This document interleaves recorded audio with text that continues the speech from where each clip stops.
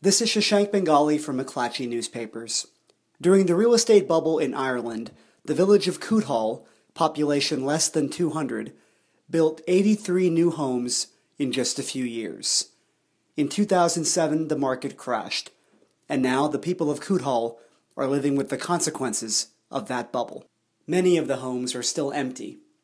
Dimphna O'Regan, who's lived here all her life, says the village has changed forever. I suppose, yes, we're one of the oldest occupants of the residents of the village. So to us it has made a huge difference, in that we're used to the beauty of the open big field there. And that was the centre of the village. And we could see the church and all from here. But that's all now. We're not able to see that, and that's a huge upset to us.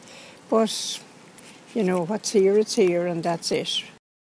It's such a lovely village.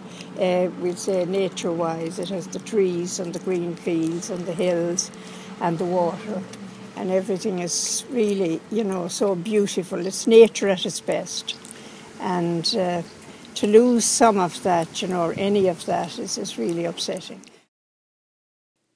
In 2007, local lawyer Michael Keane bought 3 acres of land and made plans to build 32 new houses. When the bubble burst, only 8 were built, and Keane says he's lost millions. So look, like this, we took a punt, and we it didn't work out, and it's cost me extremely dearly. I mean, one of those houses was sold there last week for 80 grand.